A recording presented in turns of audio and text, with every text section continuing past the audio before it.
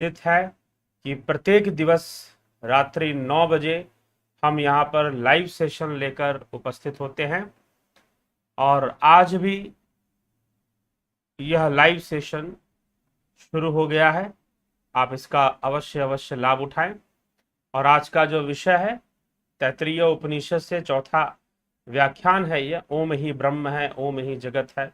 तैत्तिरीय उपनिषद के अनुसार इसकी व्याख्या हम सुनेंगे। यद्यपि मांडुक्य उपनिषद, मुंडकोपनिषद, ऐतरेयोपनिषद में भी ऐसी चर्चा आ चुकी है, लेकिन अलग अलग तरीका होता है बताने का। उपनिषदों में अलग अलग शब्दों का प्रयोग होता है, अलग अलग संदर्भ होता है। तो तैत्तिरीय उपनिषद का अपना अलग संदर्भ है इसी विषय को रखने का कि ओम ही ब्रह्म है, ओम ही जगत है। यद्यपि यह बात मांडुक्य उपनिषद में विशेष रूप से ज्यादा जोर देकर कही गई है, परंतु तैत्तिरीय उपनिषद में भी कही जा रही है। किस तरह से कही जा रही है आज हम उस पर चिंतन करेंगे।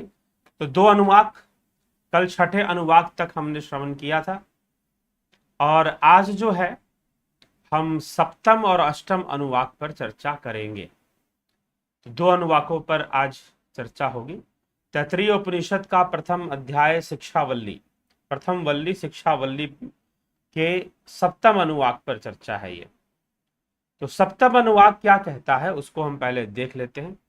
पृथ्वी अंतरिक्षम द्यौर दिशो अवांतर दिशा अग्निर्वायुर आदित्य चंद्रमा नक्षत्राणि आप ओषधयो वनस्पतय आकाश आत्मा इति अधिभूतम अथाध्यात्मम प्राणो व्यानो अपान उदान समान चक्षु श्रोत्रम मनोवाक त्वक् चर्म मांग संग स्नावस्थि मज्जा एतद्धि विधाय ऋषिरवोचत पांक्तम वा इदं सर्वं पांक्तिनैव पांक्तम स्पृणोति।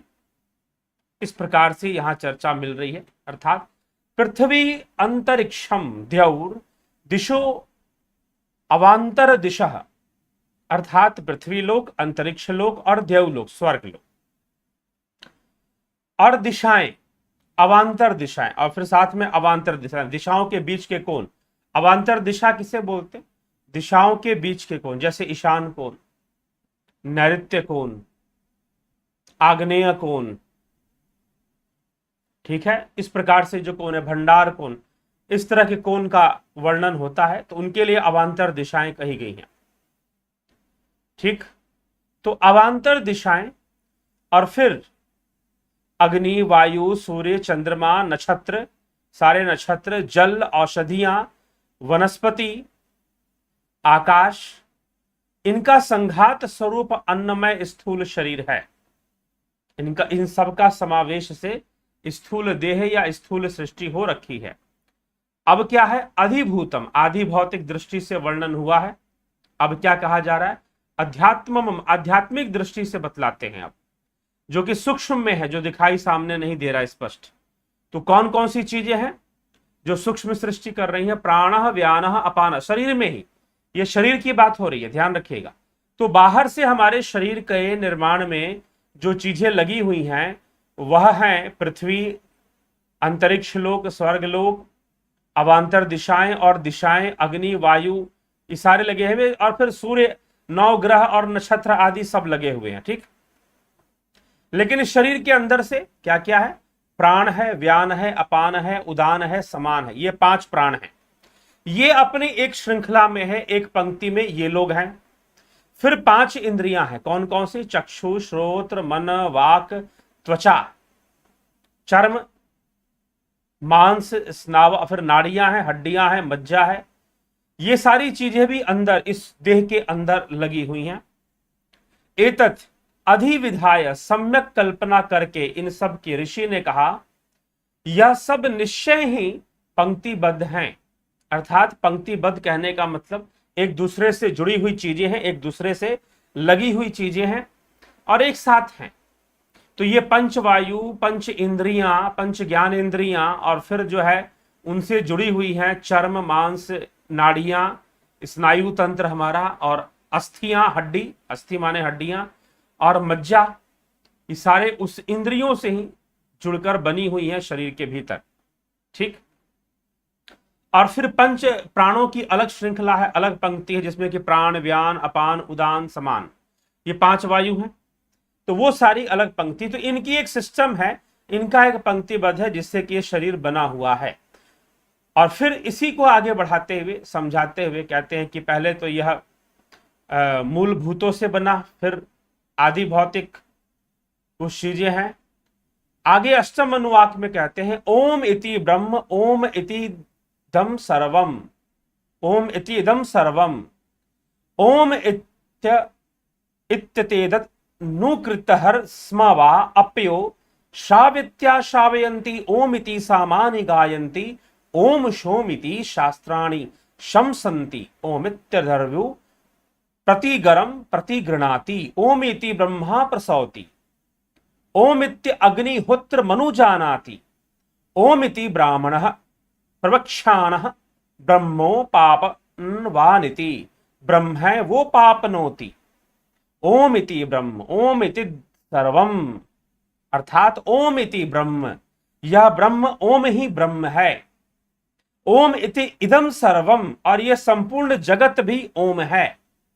ये कहा जा रहा है कि भाई तुमको जो भी इतनी सारी चीजें दिख रही हैं, कि पहले तो यह पंचभूत तुम देख रहे हो, पृथ्वी लोक, स्वर्ग लोक, अंतरिक्ष लोक, और फिर पंचभूत, और फिर ये नक्षत्र, ग्रह, नक्षत्र, तारे, इनसे हमारा बाहरी संसार बना हुआ है। और शरीर के भीतर पंच प्राण है, सप्तम अनुवाक में ये सब बातें बताई जा चुकी हैं। पंच प्राण है, और फिर पंच ज्ञान इंद्रियां हैं, फिर हाड़ मांस का यह शरीर है, मेरु मज्जा, ये सारी चीजें इसमें लगी हुई हैं, मिली हुई हैं, ये बातें फिर बता दी गई। और फिर ये कह रहे हैं अष्टम अनुवाक में कि ओम इति ब्रह्म, ओम ही ब्रह्म है। ओम इति इदम सर्वम, ओम इति इदम सर्वम, कि यह संपूर्ण जगत भी ब्रह्म ही है। ओम इति, यह अक्षर वह निसंदेह अनुकृति ही, अनुकृत है, अनुमोदन है, यह बात सिद्ध होता है, अर्थात यह संकेत है, अनुमोदन है, लेकिन यह ओम ही सब कुछ है। इसके सिवा हे आचार्य मुझे सुनाइए। यूं कहने पर ओम, यूं कहकर शिष्य को उपदेश सुनाते हैं। क्या कहकर? ओम। किसी भी बात को प्रारंभ करने के पहले ओम का उच्चारण करते हैं। ओम कहकर संपूर्ण ब्रह्म, सर्वव्यापी ब्रह्म का ही स्मरण कर लेते हैं, ये संपूर्ण जगत का ही स्मरण कर लेते हैं, और उसी से फिर कहना प्रारंभ करते हैं, उपदेश सुनाते हैं। शिष्य भी ओम कहकर प्रश्न करता है, गुरु भी ओम कहकर उपदेश सुनाते हैं। ओम इति सामागह, साम गायक विद्वान भी ओम कहकर अपना गायन शुरू करते हैं। सामानी, साम वेद मंत्रों को गाते हैं ओम कहकर। ओम शोभा, ओम शोभा, अर्थात यूं, ओम शोमा, यूं कहकर ही शास्त्रों की अर्थात मंत्रों को पढ़ते हैं। प्रत्येक शास्त्रीय मंत्र को, वैदिक मंत्र को ओम कहकर पढ़ना चाहिए, और पढ़ते हैं। ओम यू कहकर जो अधर्वयु हैं, अधर्वयु नामक जो ऋत्विक हैं, वो प्रतिगरम, प्रतिगृणाति, प्रतिगरम मंत्र का उच्चारण करते हैं। ओम इति यूं कहकर ब्रह्मा जो चौथा ऋत्विक है अनुमति देता है। ओम इति यह कहकर ही अग्निहोत्रम अनुजानाति, अग्निहोत्र करने की आज्ञा देता है। प्रवक्षण्य, अध्ययन करने के लिए उद्दत ब्राह्मण ओम इति पहले ओम का उच्चारण कर कर आह फिर कुछ कहता है। ब्रह्म वेद को, अर्थात जो ब्रह्म है, उपापनवाति इति, प्राप्त करूं, मैं ब्रह्म को प्राप्त करूं, वेद को निश्चय ही प्राप्त करूं, और सारे कार्य ओम कहकर ही वह प्रारंभ करता है। यह ओम, यही ब्रह्म है, और इसी में सब कुछ है, संपूर्ण जगत है। ओंकार जिसका नाम है, उसे ब्रह्म से ओंकार के उच्चारण पूर्वक यह प्रार्थना करता है कि मैं वेद को, वैदिक ज्ञान को प्राप्त कर लूं, ऐसी प्रार्थना करता है ओम का उच्चारण करते हुए। तो ओम का उच्चारण करते हुए प्रार्थना करना चाहिए। ओम का उच्चारण करते हुए अगर आपको कोई मंत्र याद नहीं है कोई मंत्र याद नहीं है तो मात्र ओम का उच्चारण करते हुए प्रार्थना करना चाहिए और मन में प्रार्थना के भाव रखना चाहिए। अगर आपको कोई मंत्र याद नहीं है तो मात्र ओम कहकर ही आप अग्निहोत्र कर सकते हैं। जो भी अग्निहोत्र में आप आहुति देंगे अंत में उसकी भावना करते हुए स्वाहा कहिए। आप अग्निहोत्र कर सकते हैं तो ओम यह अपने आप में ही संपूर्ण है। तो ओम ही ब्रह्म है, ओम ही। बहुत सारे लोग इस बात को दुविधा में लेते हैं कि मैं पूजा कैसे करूं, प्रार्थना करूं, मुझे तो संस्कृत के मंत्र नहीं आते। ठीक, तो अपनी भावना से मात्र ओम कहकर ही आप अपना अनुष्ठान पूर्ण कर सकते हैं। ठीक है, चाहे वो रुद्राभिषेक हो, चाहे वो अग्निहोत्र हो। अगर कोई मंत्र, कोई बीज मंत्र आपको स्मरण नहीं तो ओम कहकर ही आप कर सकते हैं। तो यह बाहरी व्यवहार में ही बातें कही जा रही है और मुख्य बात यह है कि ओम ही ब्रह्म है, ओम ही जगत है।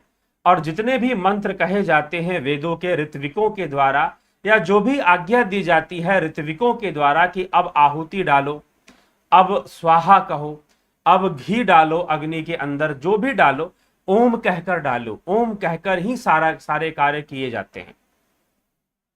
ठीक है, तो यह ओंकार ही ब्रह्म है और यह ओम ही यह अनुमोदक के रूप में है। बाहर से इसका कहना और बाहर में इसका लिखना एक संकेत मात्र है।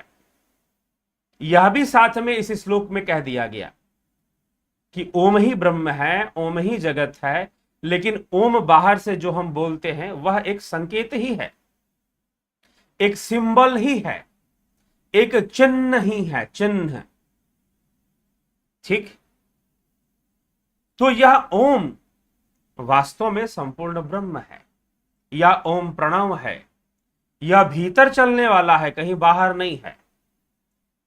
यह भीतर से जानने वाला विषय है, बाहर से नहीं। ध्यान योग के माध्यम से ओम का रहस्य प्रकट होगा। ध्यान योग के माध्यम से ओम समझ में आएगा कि ओंकार है क्या, वास्तव में भीतर में ही है, यही नाद है फिर। तो इसी प्रकार से हमें ओम का रहस्य भी यहां पर बताया जा रहा है। तो यद्यपि यह संपूर्ण संसार ग्रहों से और पंचभूतों से निर्मित नजर आता है, यह शरीर भी वायु से, पंच इंद्रियों से, हाड़ मांस मज्जा, इन सब चीजों से बना हुआ नजर आता है, लेकिन यह ब्रह्म भी ओम है और वह जगत भी ओम है। ओम इति इदम ब्रह्म, ओम इति इदम सर्वम, यह संपूर्ण जगत भी ओम ही है। और ओम कहकर ही ऐसे प्रार्थना करना चाहिए और ओम कहकर ही कोई बात कहनी चाहिए। तो यहां पर आचार्य ओम कहकर ही अपना उपदेश शुरू करते हैं, शिष्य ओम कहकर अपना प्रश्न पूछते हैं। शिष्यों को अगर प्रश्न पूछना है अपने आचार्य से तो ओम कहकर फिर प्रश्न पूछेंगे। ठीक है, उपदेश, आचार्य उपदेश करेंगे तो ओम कहकर उपदेश करेंगे। ठीक है, तो आप जितने लोग लाइव आते हैं कम से कम यहां पर एक कमेंट कर दिया करें ओम। कुछ लिखे चाहे ना लिखे, ओम ही लिख दिया करें। ठीक, तो ये चीज है। तो उपनिषद में इस ओम की महिमा इस प्रकार से गाते हुए बताई जा रही है। तो चलिए हम ये दो अनुवाक हमने, सप्तम और अष्टम अनुवाक के बारे में हमने चर्चा की। तो एक अलग ढंग से इसको रखा गया है यहां पर, इस स्थान पर, कि ओम ही ब्रह्म है, ओम ही जगत है। पहले तो बताया गया कि हमारा संपूर्ण शरीर क्या है, हमारा अस्तित्व क्या है। सप्तम अनुवाक के अंदर बताया गया कि जो बाहरी जो भी निर्मित दिखाई दे रहा है वह ग्रहों से, नक्षत्रों से और पंचभूतों से है। भीतर जो है वह सब कुछ इंद्रियों से, प्राणों से, और फिर शरीर के जो स्थूल अंग के जो हाड़ मांस जो हैं, अस्थियां हैं, मांस मज्जा, ये सब सारी चीजों से, रक्त से शरीर बना हुआ है। लेकिन अंत में फिर ये कहा गया कि यह जो कुछ भी है सब कुछ ओम ही है, यह ब्रह्म भी ओम है, यह जगत भी ओम है। ठीक, तो इस प्रकार से ये कहा गया है। तो चलिए, तो इसलिए ओम कहना चाहिए। कुछ ना मंत्र आता हो आपको, कोई मंत्र आपको या स्मरण नहीं है, किसी तरह का मंत्र आपको स्मरण नहीं है, बस ओम कहिए और मन ही मन प्रार्थना कीजिए। ठीक है, ओम कहिए और मन ही मन पूजा कीजिए। ओम कहिए और दान दे दीजिए, चाहे वह दान आहुतियों के माध्यम से अग्निदेव को दिया हुआ दान देवताओं को जाता है। अग्नि में जो आप आहुति देते हैं वह सब देवों को प्रदान होता है, देवताओं को प्रदान होता है। तो इस प्रकार का ओम कहकर ही आप उसकी पूजा करें। देवी कोई मंत्र आपको याद नहीं, आपको अपने इष्ट देव को कुछ अर्पित करना है, ओम कहकर ही अर्पित कर दे। ठीक है, इतना ही पर्याप्त है। तो इसीलिए ओम की यह महिमा यहां पर बताई गई है कि शिष्य प्रश्न करेगा ओम कहकर, गुरुदेव उपदेश करेंगे ओम कहकर, ऋत्विक अपना हर बात ओम पहले कहेंगे। यज्ञ हवन का जब कार्य होगा तो जितने भी ऋत्विक हैं, चाहे वो ऊर्ध्वी हों या फिर ब्राह्मण ऋत्विक हों, ब्रह्मा नामक ऋत्विक हों, होता नामक ऋत्विक हों, ये सारे जो है क्या कहते हैं, सामवेदीय ऋत्विक खास करके ओम कहते हैं तभी कोई कार्य करते हैं। ठीक, तो वैसे तैत्तरीय उपनिषद तो ऋग्वेदीय उपनिषद है। तो यहां पर बताया जा रहा है कि ओम यह ऐसा उच्चारण करके उस ओम के माध्यम से उस ब्रह्म को, संपूर्ण माया ब्रह्म सबको उसके अंदर समाहित है, तीनों लोक उसमें समाये हुए हैं, तीनों अवस्थाएं, तीनों पाद और चतुष्पाद भी उसमें समाया हुआ है। ऐसा मानते हुए कि हमने उस पर ब्रह्म को स्मरण कर लिया है ओम कहकर, ऐसा करते हुए अपने सभी कार्यों को करना चाहिए। ठीक है, ये चीज है। घर के मस्तक पर भी ओम आदि अगर लिखा हो तो अच्छी बात है। तो चलिए अब आगे बढ़ते हैं, आपके कमेंट्स को देखते हैं कि कौन क्या पूछ लेता है, कौन क्या पूछता है, कैसी बातें आज आई हैं, उस पर भी चर्चा कर लें। तो सर्वप्रथम राजू पाल जी, हरिओम तत्सत। ठीक, ब्रह्मपाल कुमार जी, ओम नमः शिवाय। सरोज कृष्णानी जी, विक्रम सिंह जी, स्मिता सावंत जी, विश्व यात्री जी, जगत नारायण जी, गोपाल शर्मा जी, पवनपुरी जी, चंदूलाल साहू जी, नीरज चलो मुक्ति की ओर, अच्छी बात है।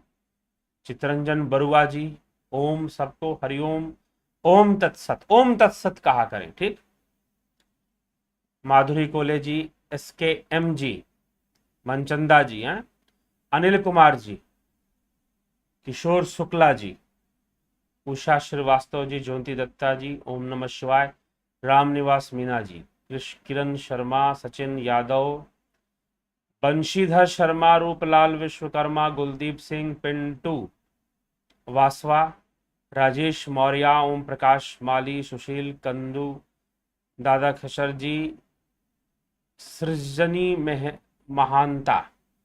गुरुजी, श्रुति शास्त्र और स्मृति शास्त्र कैसे हमारे आगे आज के दिन व्यक्त किया गया है, उसके ऊपर भी एक वीडियो जरूर बनाइएगा। मतलब श्रुति शास्त्र और स्मृति शास्त्र कैसे हमारे आगे मतलब आज के दिन व्यक्त किया गया है, आज के दिन क्या व्यक्त किया गया है। स्मृति शास्त्र, श्रुति शास्त्र, स्मृति शास्त्र क्या होते हैं, श्रुति शास्त्र क्या होते हैं, पहले ही इस पर वीडियो बनाई जा चुकी है।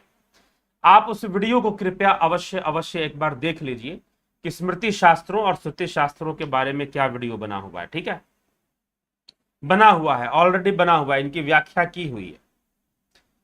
तो आज के समय में क्या व्यक्त किया गया है या फिर क्या उपयोगिता है, यह समझना पड़ेगा।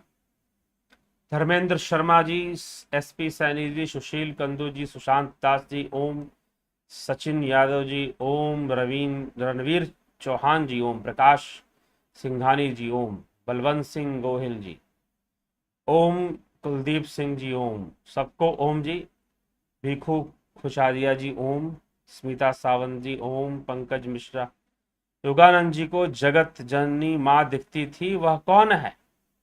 जगत जननी ही होगी उनको दिखती थी तो। गुरुजी, आपके जुपिटर कोर्स करने पर ओम की साक्षात अनुभूति स्वयं में ही होती है? जी हाँ, अवश्य। पंकज मिश्रा, ईश्वर निराकार है पर वह तो सर्वशक्तिमान है, तो क्या वो साकार रूप में दर्शन नहीं दे सकता? कब कहा गया ऐसा? ऐसा तो कुछ कहा नहीं गया। निराकार है यह भी नहीं कहा मैंने तो। ठीक है, ना निराकार है ना साकार है, दोनों ही नहीं,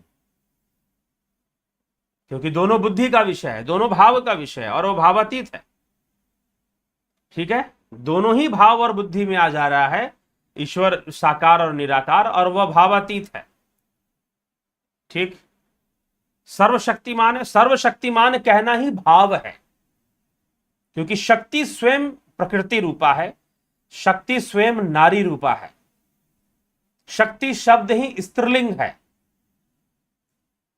ठीक है, तो जब आप उसे भावातीत कह दोगे और फिर सर्वशक्तिमान भी कह दोगे तो दोनों बात जमेगी नहीं। ठीक ना, ये चीज है। क्योंकि देखिए, सबसे बड़ी समस्या ये है कि आपने अपनी कल्पनाओं में ईश्वर को व्यक्तित्व दे रखा है कि वह एक पर्सनालिटी है, जबकि वह एक पर्सनालिटी है नहीं। आपने उसे पर्सनालिटी दे रखी है, तो इसीलिए आप उसे सर्वशक्तिमान कहोगे, सर्वज्ञाता कहोगे, कि वो सब कुछ जानने वाला। ना वहां ज्ञान है, ना वहां अज्ञान है, ना वहां साकार है, ना वहां निराकार है, वह ब्रह्म है। ठीक, बस इतना समझ लीजिए। भाव रूप से आप कहेंगे तो ठीक है, भाव रूप से सर्वशक्तिमान है, फिर वो साकार भी है, क्योंकि जहां भावना आ गई, जहां भाव रूपता आ गई, वहां साकार हो गया। वहां क्या हो गया? साकार हो गया। तो फिर भाव रूप से वो साकार है, सर्वशक्तिमान है, सर्वज्ञाता है, मानिए, अच्छी बात, कोई बुराई नहीं, अच्छी चीज है। राजेश शर्मा, संत साहेब जी, ओम तत्सत, सब मंत्रों का मूल तो ओम है, फिर तत् सत क्या यह है? थोड़ा समझाए। समझा चुके हैं, चर्चा हो चुकी है इस विषय पर, गहन चर्चा हो चुकी है। ओम तत्सत गीता से लिया गया है, श्रीमद् भगवत गीता से, और वही सत्य है, ओम ही सत्य है। ओम को सत्य माना गया है यहां पर, और भगवान कृष्ण इसका वर्णन करते हैं कि ओम तत्सत, ऐसा कहना चाहिए। वह ओम ही सत्य है, मतलब ब्रह्म ही सत्य है। ठीक, तो ये हमें समझना पड़ेगा, और उसी की चर्चा यहां पर की गई है। उमेश पांडे जी, हरेन अनिर्बान जी, वीनू कपूर जी, सुरेंद्र शुक्ला जी, भीम सिंह जी, ओम, वीनू कपूर जी। ठीक, हरे अनिर्बान, हरि ओम तत्सत, ओम तत्सत, ये भगवान ओम तत्सत कहा गया है। हरि तो लोगों ने बाद में लगा दिया है। ठीक, श्रीमद् भगवत गीता में सिर्फ ओम तत्सत कहा गया है। योगेंद्र पंडित, जय श्री राम। सुंदरलाल वर्मा, ओम की कितनी मात्रा और कौन कौन सी है? गुरु जी को बार बार मांडुक्य उपनिषद सुनिए, ओम की पूरी व्याख्या की गई है उसमें। ठीक है, ओम ही चतुष्पाद है, चतुष्पाद का वर्णन ओम के माध्यम से मांडुक्य उपनिषद में किया गया है। अनिल कुमार भूयन, ओम नमः शिवाय। विजया गणपति, वेरी नाइस, चलो जी। रणप्रीत जी, अभिनंदन। शंकर चंद्र महतो, अभिनंदन, स्वागत है आपका। ठीक, तो जरूर कल से भी आप लोग ओम के बारे में जरूर लिखें तो अच्छा रहेगा। शंकर चंद्र महतो, ओम श्रद्धे, कृपया बताओ कि ब्रह्मांड संचालक चैतन्य के नाम क्या है? संचालन करना उसकी वृत्ति है, प्रवृत्ति, संचालन की अवस्था में है। वो विशेष रूप से कोई संचालक नहीं है, व्यक्तित्व को धारण करने वाला संचालक नहीं है। आप उसे बार बार व्यक्तित्व देते हो, बार बार गुण देते हो। कई लोग तो उसे निर्गुण कहकर भी गुण दे देते हैं, निराकार कहकर भी उसे साकारता दे देते हैं। ठीक है, तो इसीलिए है,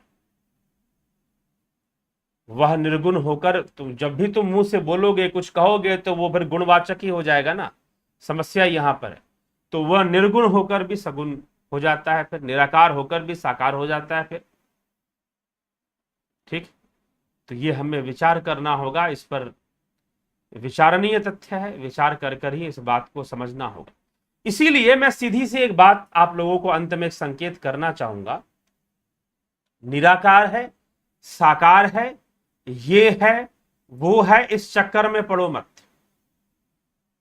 ध्यान योग करो। ठीक है, योग को अपनाओ जीवन में। तस्माद योगी भव अर्जुन, श्री कृष्ण अर्जुन से कहते हैं अर्जुन तो योगी बन जा, योगी बनो। वो निर्गुण है, साकार है, क्या मिल जाएगा आपको, है या नहीं है? अरे उस रास्ते पर चलो ना कि जिससे कि मिल जाए। ऐसा है वैसा है, उस झगड़ा क्या करना? वो तो फिर वही बात होगी ना कि चार अंधे गए मेला के अंदर घूमने के लिए, हाथी को उन्होंने देखा, आंख तो थी नहीं, नेत्रहीन थे, आंख तो थी नहीं, किसी ने पूंछ पकड़ी, किसी ने टांग पकड़ी, अब आपस में लड़े जा रहे हैं कि नहीं रस्सी की तरह है, तो ये है तो वो है। अरे छोड़ो ये सब बातें कि साकार है या निराकार है कि क्या है। ठीक है, योग करो, योग। वो उस मार्ग पर चलो जिस मार्ग से तुम उसे जान पाओ, उस मार्ग पर चलना ही महत्वपूर्ण है। इसीलिए महर्षि पतंजलि मार्ग देते हैं, अष्टांग योग का मार्ग, क्रिया योग का मार्ग।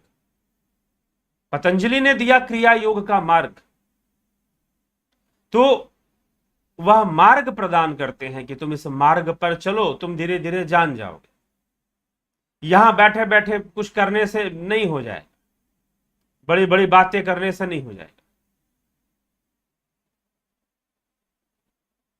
ठीक है, तो इसीलिए अब जो है इस तरह का अज्ञानता में हम जो बहुत सारी बातें कहेंगे कि ऐसा, अरे भाई ताजमहल ऐसा है, ताजमहल वैसा है, कहने से क्या हो जाएगा?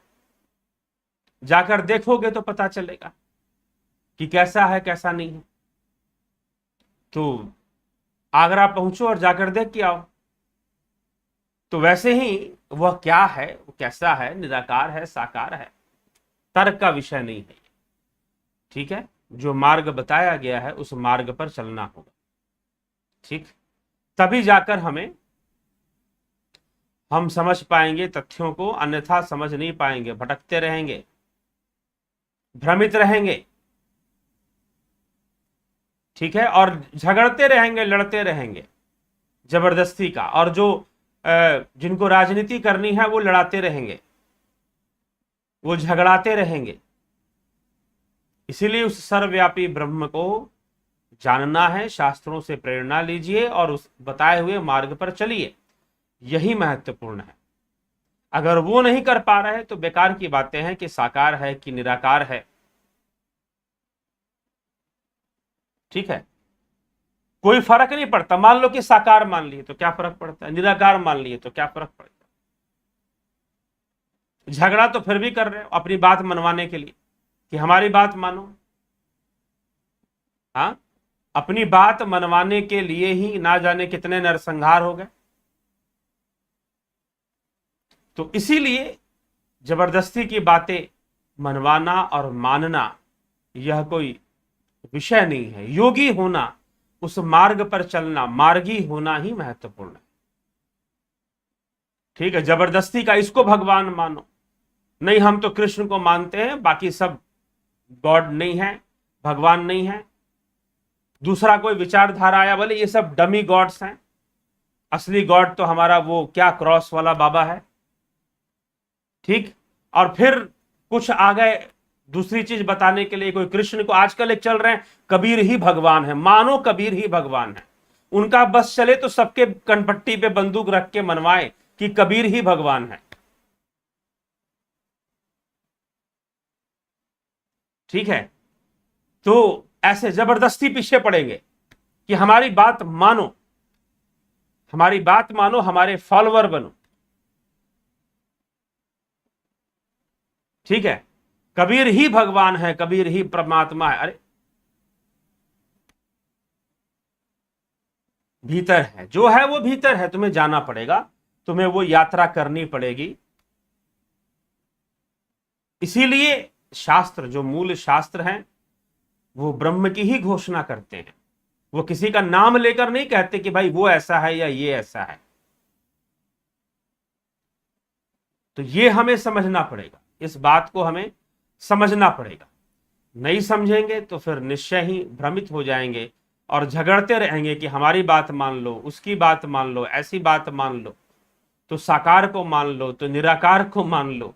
सब तुम्हारी बुद्धि का ही तो उपज है। तुमने साकार कहा, वो भी तुम्हारी बुद्धि की उपज।